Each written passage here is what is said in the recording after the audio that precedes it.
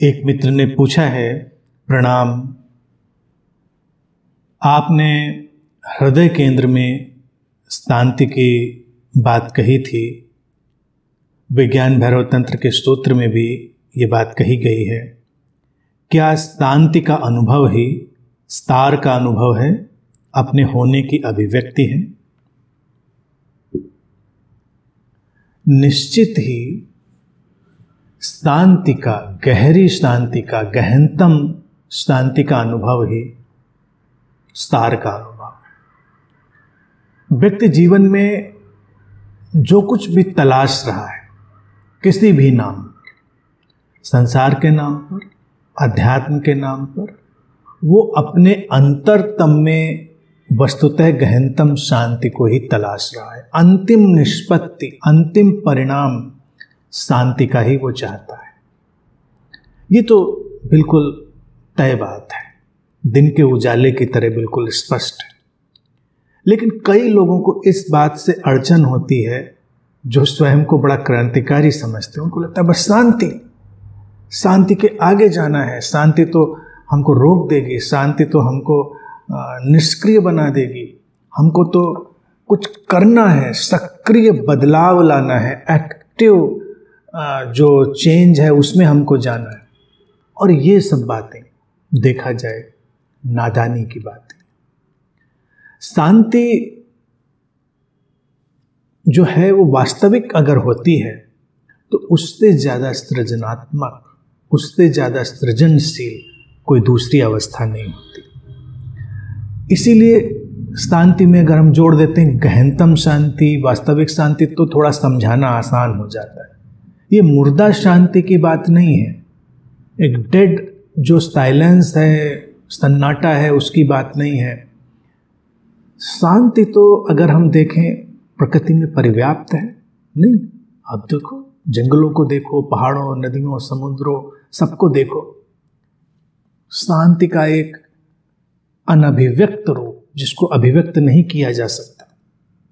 इसीलिए तो हमको इन सब जगहों पर जाकर अच्छा लगता है, शांति अनुभव होती है। अनादिकाल से मनुष्य जंगलों में, पहाड़ों में, नदियों, समंदरों के पास शांति की तलाश करता रहा है, क्योंकि वो एक नैसर्गिक समस्वरता में है। प्रकृति एक नैसर्गिक समस्वरता में, एक नेचुरल हार्मनी में है। शांति का अर्थ यही हुआ, बीइंग इन नेचुरल हार्मनी। और फिर जब हम ये शांति, ये गहनतम शांति अनुभव करते हैं, तब हम देखते हैं अपने जीवन का चमत्कार।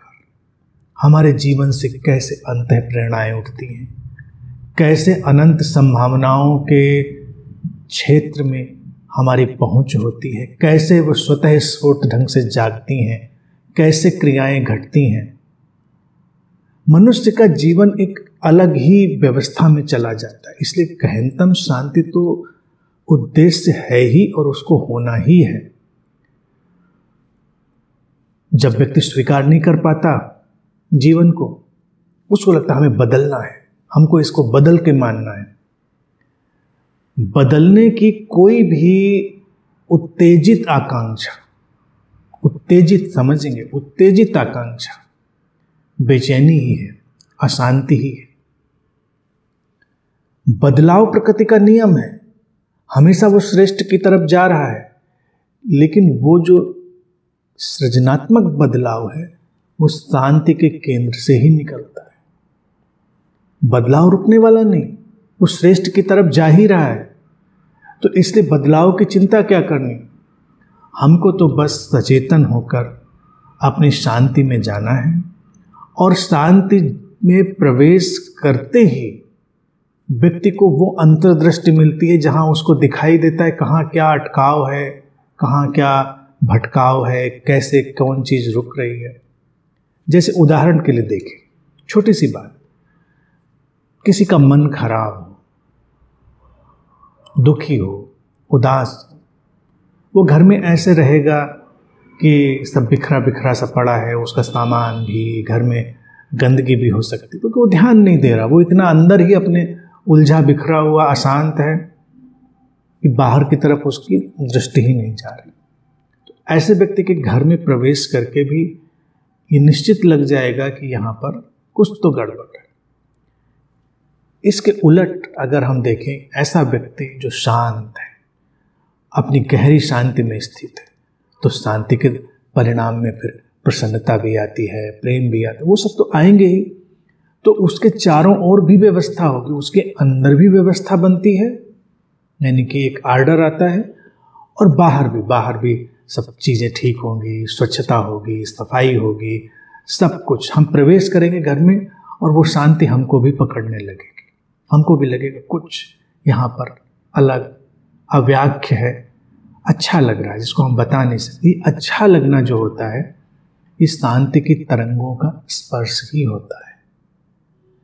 तो निसंदेह रूप से बिना किसी विवाद में पड़ते हुए व्यक्ति को इस गहनतम शांति की तरफ ही बढ़ना है, अपने शांति के केंद्र में डूबना है, और वो शांति का आयाम ही व्यक्ति को अंतर्दृष्टि संपन्न बनाएगा, जब वो अपने जीवन के अवरोधों को भी हटा पाएगा और जीवन के सृजन के नए आयाम में भी प्रवेश कर पाएगा।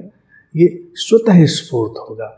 यहीं पर उसका जो अकर्ता स्वभाव है वो निखर कर, आलोकित होकर सामने आएगा, जब बस वो देखता है कि शांति के केंद्र से क्रियाएं घट रही हैं, परिस्थितियां बन रही हैं, और वो बस एक सुस्पष्ट माध्यम की तरह उनमें सहयोगी बना हुआ है। तो इससे अधिक सुंदर कोई अवस्था जीवन की नहीं हो सकती। इसीलिए शांति सर्वोपरि।